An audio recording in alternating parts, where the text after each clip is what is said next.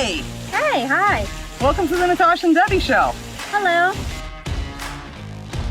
That's brutal. Just two patriotic girls, so please don't take us the wrong way.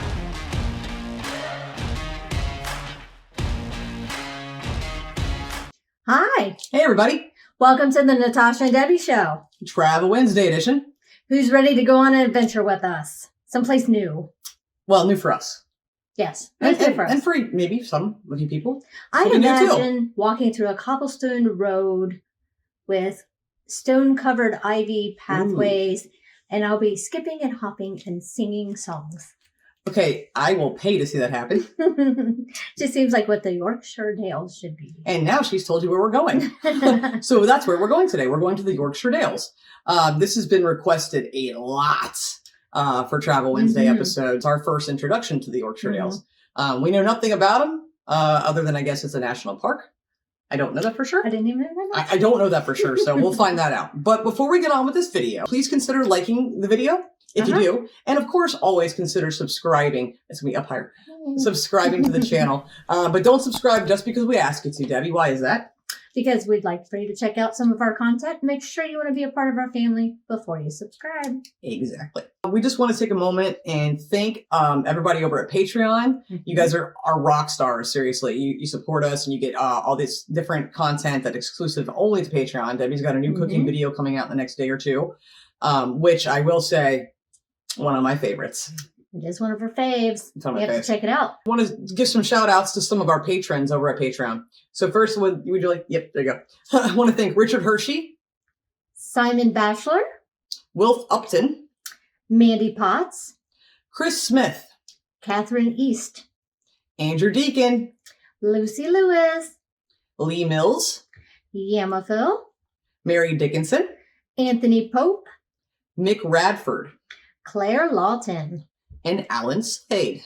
Thank you. And that's just a few of our patrons, but thank you guys so much for supporting us over there. Again, getting exclusive content that you only can get at Patreon. If you have an interest, go check it out. We have 3 different tiers. They're very cool. But let's dive into the Yorkshire Dales. I like that, what you said, what you were expecting. Yeah, I'm ready to go skip. I have no expectations except for this Maybe waterfall picture. The sound of music singing through the hills. Or not. We'll see. The Yorkshire Dales is a paradise for walkers and nature lovers.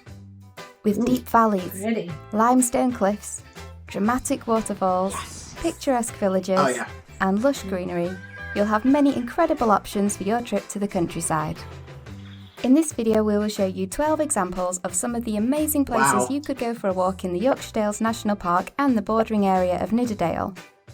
Our suggestions are based on walks with National Park. I just want to get an idea. I love maps. They're very helpful. I love when people that do these videos do a map, because then I can get an idea of where things are. Okay, so north of Blackpool. Okay, there's Whitby all the way over there. There's actual, there's York where we went before. And I'm just trying to get an idea of where this is. There's the Lake District. Where? Right there. Oh, I did see that. So just southeast of the Lake District. Very close. Interesting. Did not know. Okay, sorry. And the bordering area of Nidderdale. Our suggestions are based on walks we have enjoyed on our own trips to the Dales. We tried to keep the selection varied in terms of sites and landmarks, so hopefully you will find something that appeals to you.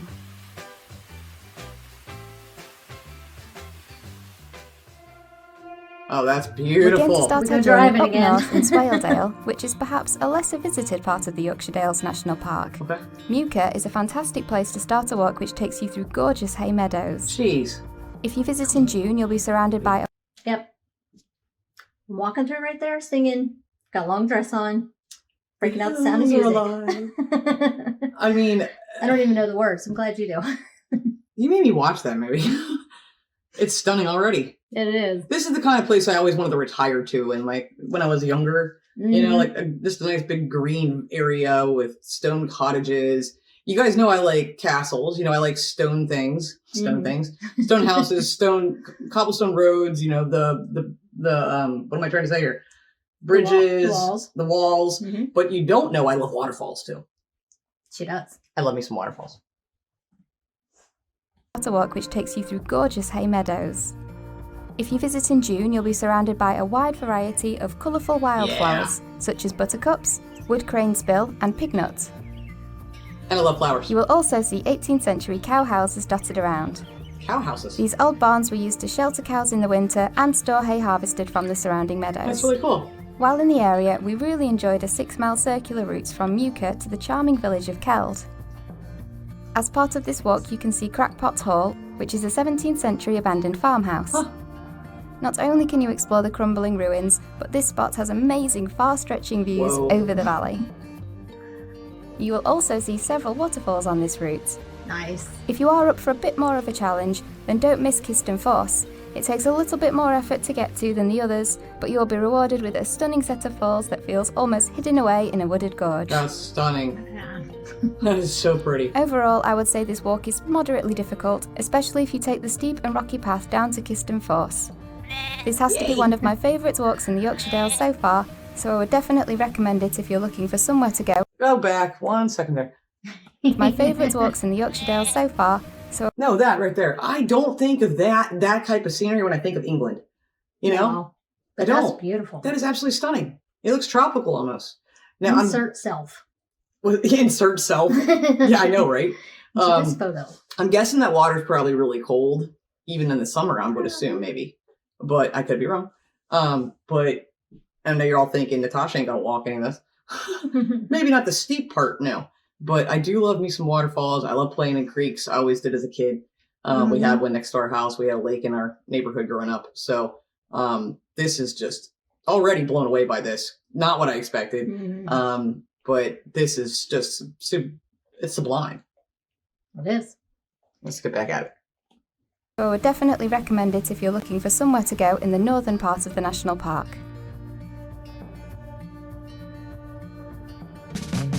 Where's Heath?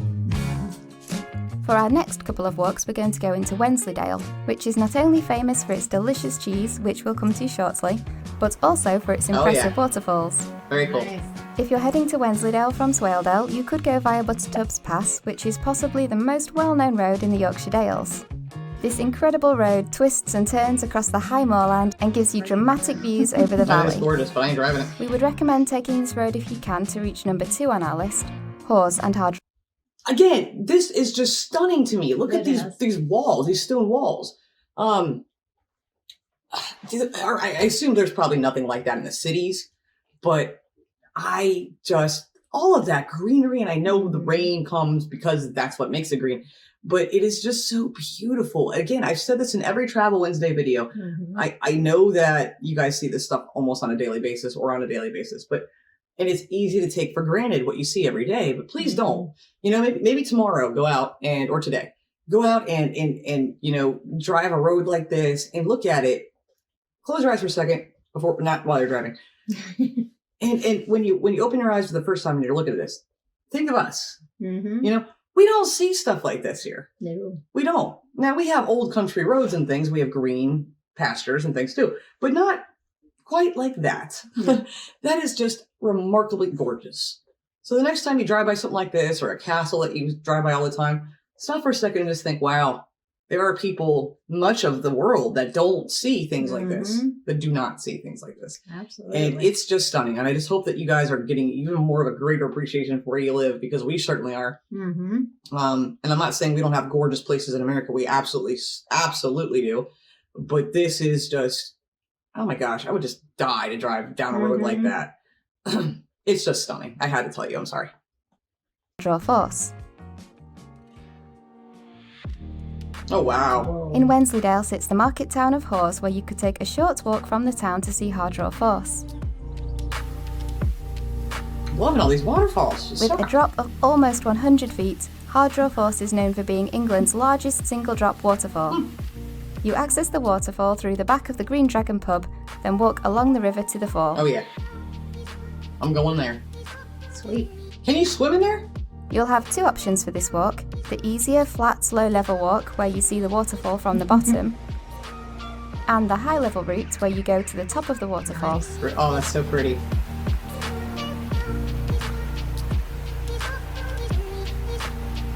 As the routes are short, you could do both, so that's what we did.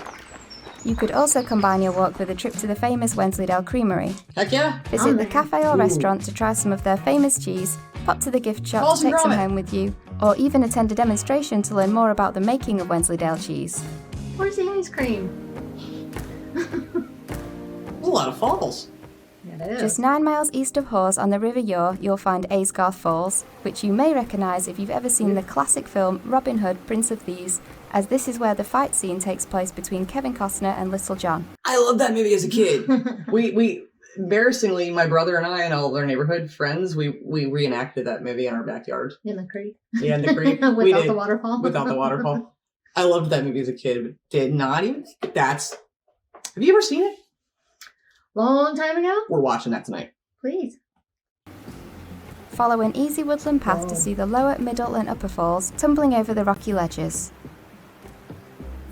There are some parts of the falls where you can sit and relax at the edge and just take it all in. That's amazing.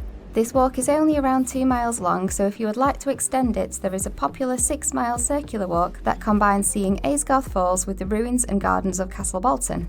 Okay. However, if like us, you don't have time for the full 6-mile walk, then you could walk around 20 minutes from Aysgarth Falls to Aysgarth Edwardian Rock Garden. Oh, that's pretty. Tucked away at the western end of Aysgarth Village, this hidden gem may only be very small, but we think it's worth stopping by if you're in the area. A tropical paradise. Commissioned before the First World War by a local landowner, this Grade 2 listed rock garden is like an enchanting walk-through grotto. Explore the twisted paths through the limestone where you'll be surrounded by pretty alpine plants. Wow. There's even a tiny stream complete with a trickling waterfall. You know what this reminds me of right there? Like those little tiny fairy gardens that people all over the place here like put in their yard. It's like a real one. Like that is just so pretty. I could just, oh my gosh. Could you imagine taking a book and just sitting there and reading a book? About fairies. Not about fairies, just a book. Just reading a book in such a beautiful surrounding. It just would be so peaceful and tranquil. It's just beautiful. And I love wildflowers so very much.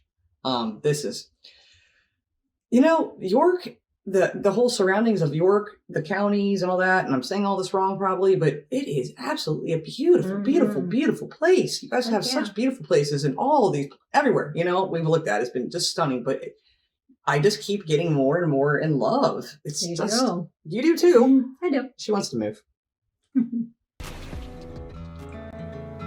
Goodness, cool rock balls.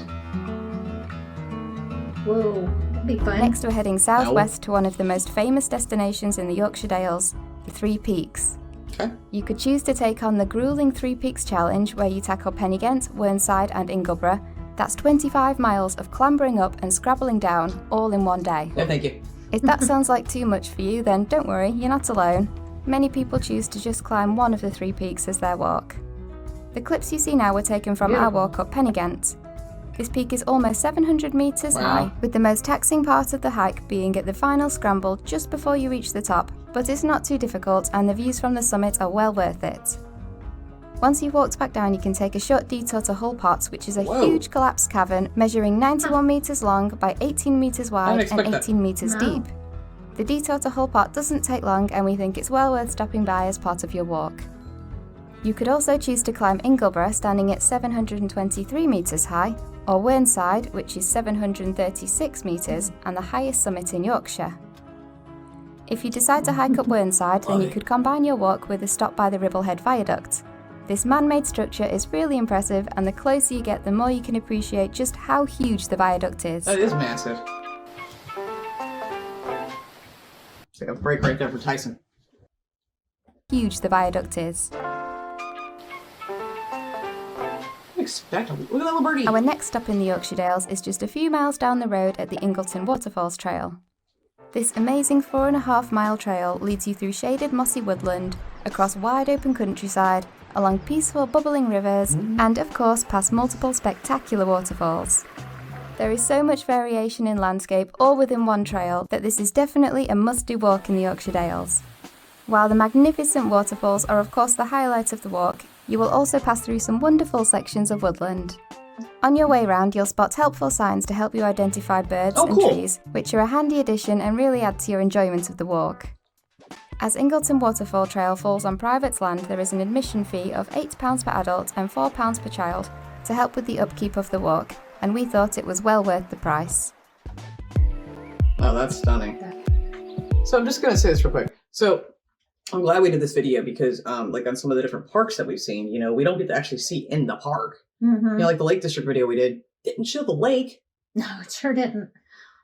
So this one's really different than the other ones we've done because it's actually showing us inside, you know, taking the walks, the trails and things.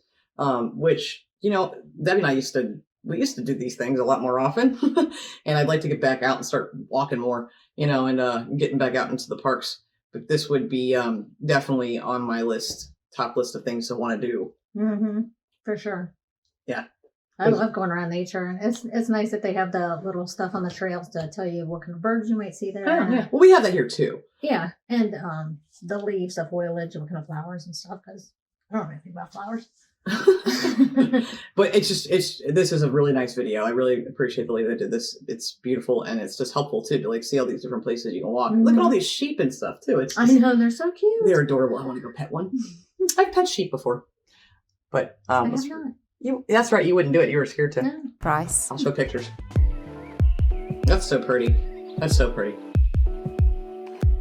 Our next stop is a 4.5-mile circular walk starting at Malham Cove. Malham. The iconic curved white cliffs were formed through ice and water erosion at the end of the last ice age. Oh wow. This natural wonder is not only a popular place for walkers and sports climbers, but bird watchers also flock to Malham Cove to spot the peregrine falcons, which have been nesting at the site since 1993. We have them here. Walk to the top of the 70-metre high cliff and be treated with panoramic views across the glorious Yorkshire countryside.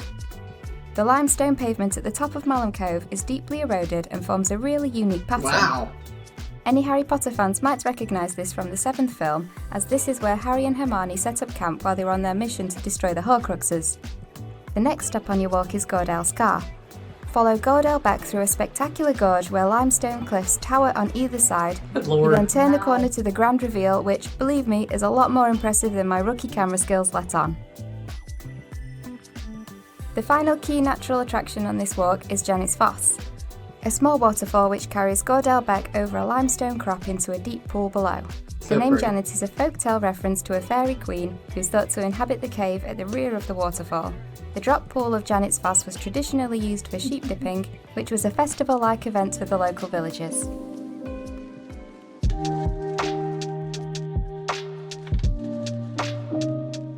Our next walk starts and ends in the idyllic village of Grassington. Not only does this circular walk involve quiet, peaceful stretches of countryside, but you can start or end your walk by exploring Grassington's pretty stone streets, filled with tea rooms, unique shops and pubs. This walk will take you through rolling green hills and the flower-filled Grassington Park Estate meadows. Even though we were there just a little bit too early to see the meadows in full bloom, it was still really pretty. Just as with the Muka walk that we showed you earlier, if you time your walk for June, then this is the best time to see the meadows. Once you reach the village of Hebden, you'll follow the peaceful river wharf back towards Grassington. This route will take you towards Linton Falls, which is another highlight of this walk. Hey. You can cross the bridge and look down to watch the water thundering through the rocks beneath you.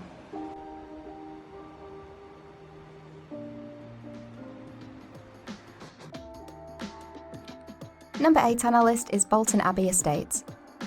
It's worth visiting the estate to explore the ruins of the priory alone. Wow. After being gifted the land in 1154, the Augustinian canons lived and worshipped here until the priory was closed in the 1539 dissolution of the monasteries. However, as the canons had pastoral responsibilities in the surrounding community and it was the only church in the area, they were able to preserve the nave and the church still thrives today. Very cool. If you would like to go for a walk after viewing the priory, then you have several different options for trails around the estate. There will be different distances, difficulties and terrains available, so make sure you check the Bolton Abbey website to decide which walk you would like to do. That's so cool. If you choose a woodland nature trail, then you can stop by the Ferocious Strid. Oh, right there. Which Come some on. say is one. Postcard moment. Yeah. Postcard moment. Amazing. Wow. That is amazing. When I'm watching a lot of these videos, especially over in the UK, I'm always thinking of how many people throughout the thousands of years have walked through there, have seen that. Good point. You know? Yeah, I know. I think about things like that too. You're right. It's just it's insane. Not just tourists, but people that like were there building that church and lived in around the area. Yeah, and their lives. Yeah. I mean, how many people maybe came here and said a prayer or, wrote some amazing piece of literature? Mm-hmm. Yeah. I mean, that is just, good Lord. That is absolutely gorgeous. I wouldn't walk on that, though, because I have a tendency to fall on mossy, wet things. We have some waterfalls not far from here at a park, and I've almost bit the dust a few times doing photography sessions over there. I'll take an or two down. Yeah, well, that looks a little strong, but that is just talk about a postcard moment. I'm even rewinding that again to see that. If you choose a woodland nature trail, then you can stop by the Ferocious Strid, which some say is one of the most dangerous stretches of river in the world. While I don't know how accurate this claim is, you do have to be very careful while admiring the crashing, swirling waters of the Strid. The reason the Strid is so dangerous is because the river is pushed through a narrow gap, resulting in deep, fast-flowing water with strong undercurrents, hidden caves, and undercuts rocky edges. Don't go in. You just said take an inner tube down that. You still want to do that? No. I talk a good game. There are also different events and activities held throughout the year at Bolton Abbey. What am I watching? For example, on our most recent visit there was the Welly Walk. This trail is particularly fun for families with children and involves tackling different obstacles such as stepping stones, nets, beams, ropes and tunnels. Competition on. If you book before the day of your visit, then admission to Bolton Abbey Estate is currently £10 per vehicle, not per person, and includes parking. Oh wow. If you wait until the day of your visit, then admission is a couple of pounds higher.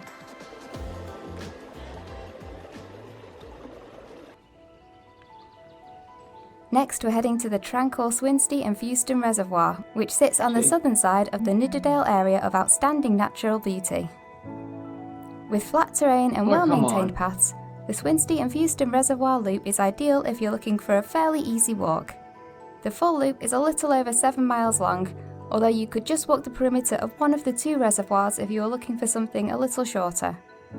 We really enjoyed the views across the reservoir, the paths taking you between the tall green pine trees, and the moments where we saw a flock of what I think might have been whooper swans taking flight. Oh, very pretty. Hear that shutter? Number 10 is Brimham Rocks, which is managed by the National Trust. This area is filled with amazing giant rock formations that were created over 100 million years before the first dinosaurs even existed. Good Lord.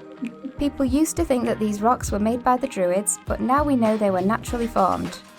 Over time, the ice, wind and rain sculpted these rocks into really interesting shapes, and a lot of these formations have been given nicknames based on what they look like. I'll show you a few examples.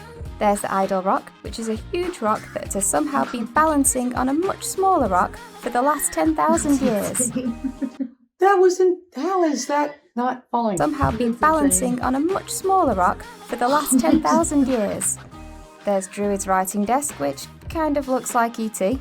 It does look like There's the E.T. Dancing Bear, or is it a begging dog? Huh. And then there's Lover's Leap. Supposedly there was a couple, Edwin and Julia, who were madly in love. But Julia's dad wasn't having any of it and said they couldn't see each other anymore, so the couple jumped off the rock together. However, rather than plummeting to their death, they floated to the ground. Okay. You're going to push me off that rock, aren't you? Apparently you float to the ground, so... Remind me not to go there with Debbie. That's I'm going to say they probably didn't float. Rocks is a large site, so you could spend a few hours scrabbling around and exploring if you like. However, there are several options for other walking routes in the area. Looks like it. No, thank you. If you're looking for a longer walk, then you could follow an 8-mile circular route between Brimham Rocks and the picturesque market town of Paisley Bridge. You could break up your walk with a browse of the high street, which is full of independent shops, including the oldest sweet shop in the world. As you explore, keep your eyes peeled for... Go ahead. The oldest sweet shop in the world. No, we absolutely We are have 100% coming to the Yorkshire Dales just so Debbie can go there. Bring out the credit card. Let's go. We're going to go bankrupt in that shop. We'll just go in there and just be like, can we just buy it all? Well, it's the oldest sugar in the world. The oldest sugar. Yeah. They didn't say the oldest sugar. The oldest sweet shop. Shops, including the oldest sweet shop in the world. Wow. As you explore, keep your eyes peeled for plaques, as they will help you learn more about the history of the town. Very cool. 7 miles up the road from Brimham Rocks, you will find another National Get Trust used to property driving. and designated World Heritage sites, Fountains Abbey and Studley Royal Water Garden. Holy goodness. Whoa. Dating back to 1132, this is one of the largest Cistercian monasteries in England.